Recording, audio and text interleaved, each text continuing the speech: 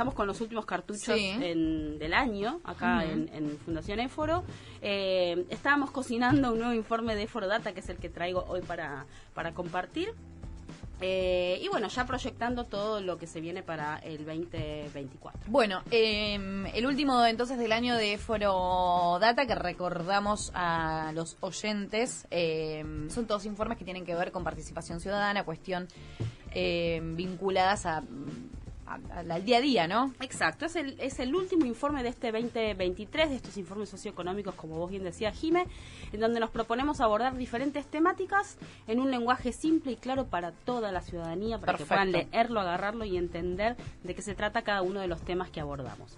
En esta oportunidad vamos a hablar de asignaciones familiares, y con este informe nos propusimos un poco analizar cuáles son las principales políticas destinadas a la familia, cuál es su impacto económico, social y qué grado de cobertura tienen, ¿no? Cuál es el alcance en estos últimos 15 años.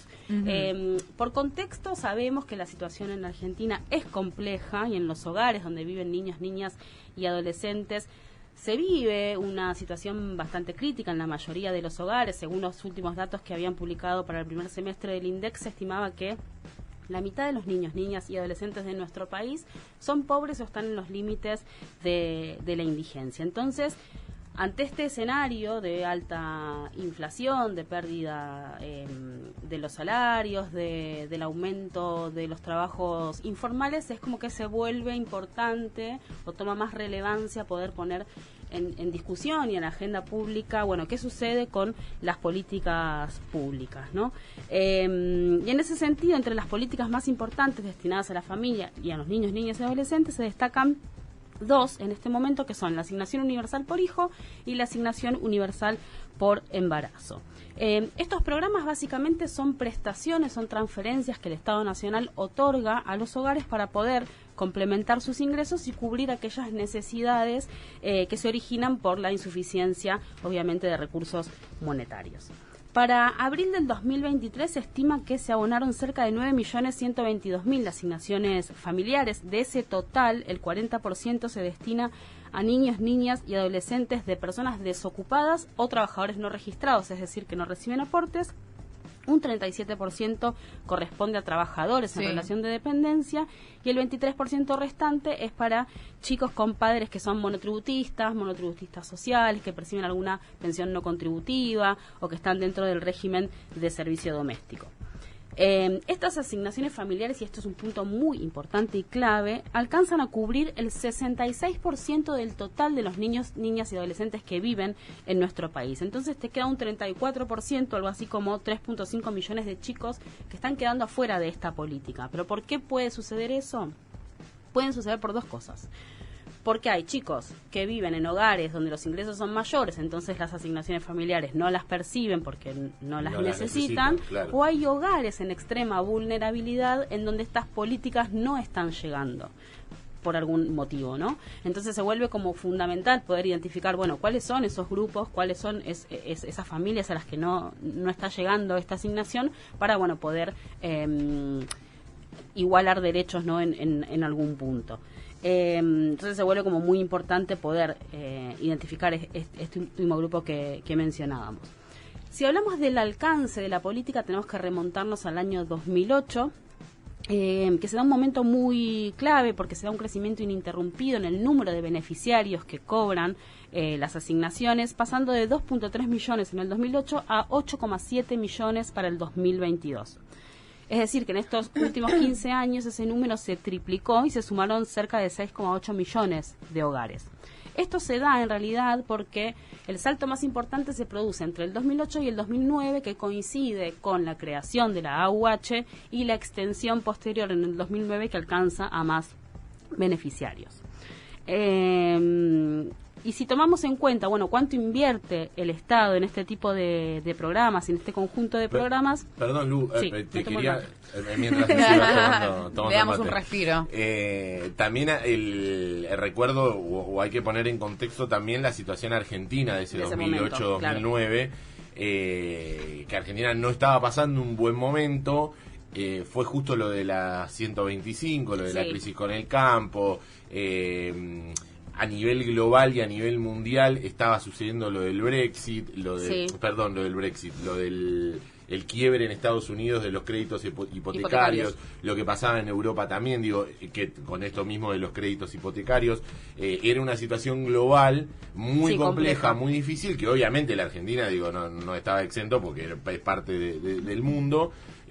Y acá nosotros sumábamos también eso de la 125, de la reforma que se quiso hacer, de los impuestos y demás, por eso también es para destacar y me parece que un poco todo esto tiene que ver con este salto de 2008 a 2009, la cantidad de gente que se suma. Sí, que se sumó a recibir esto. El beneficio. Sí, eso es clave, de ahí siempre como poner en contexto, ¿no? Estos números para entender, bueno, por qué se producen esos saltos tan marcados, ¿no? Y significativos en estas políticas. Bueno, como el número de beneficiarios creció, es lógico también que los recursos que invierte el Estado Nacional crezcan, ¿no? Se estima que para el 2008 se utilizaba el 0,4% del PBI para estas políticas.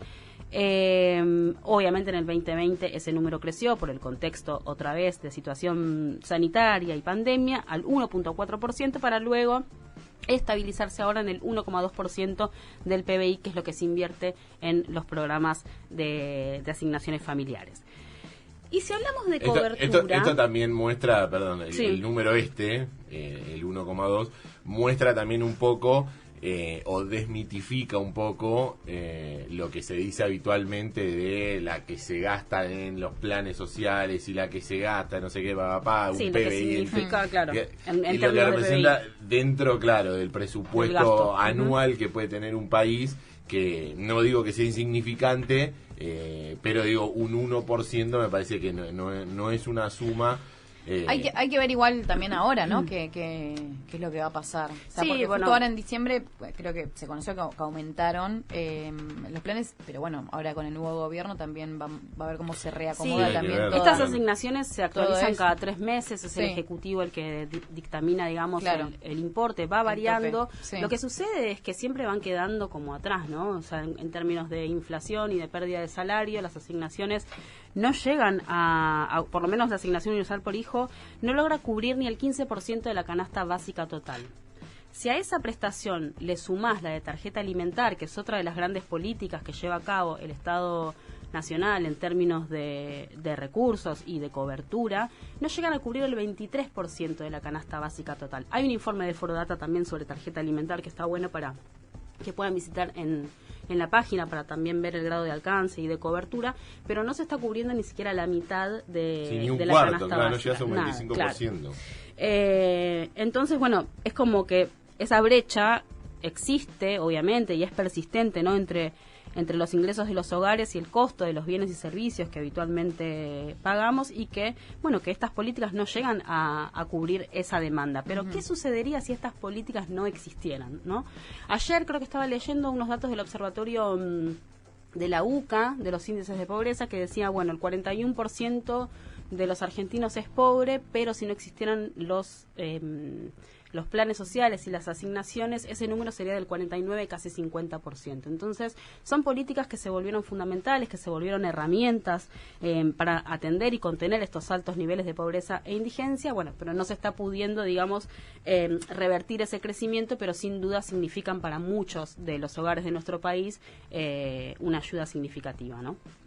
Bueno, sí, y es terrible el número, porque ponele que te quedás con el número más optimista, te está hablando de un 41% de personas en la pobreza en la Argentina, o sea, es altísimo. Es terrible, es terrible. Sí. 4 de cada 10 personas viven en la pobreza, o sea, es como un número...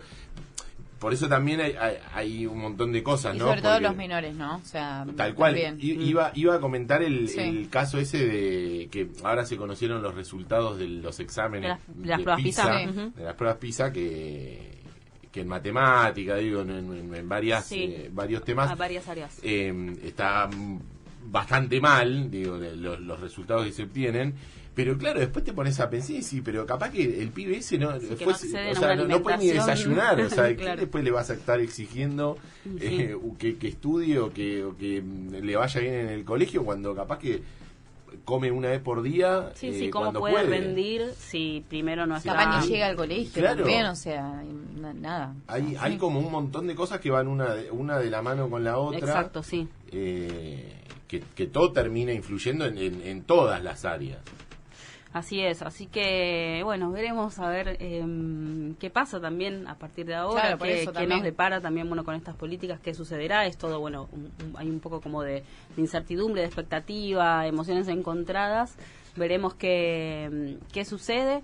Les recuerdo que todos los informes Eso te iba a decir. de Eforodata que hicimos este año y los del año pasado también están disponibles en nuestra página web, que pueden visitarles, eforo.org.ar/Eforodata, para ver exclusivamente los informes.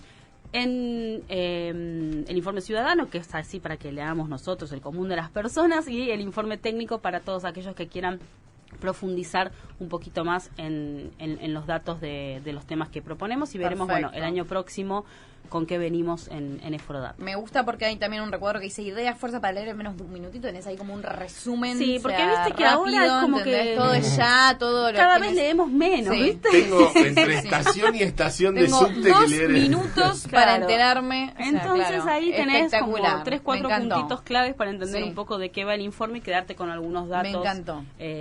importantes. Espectacular.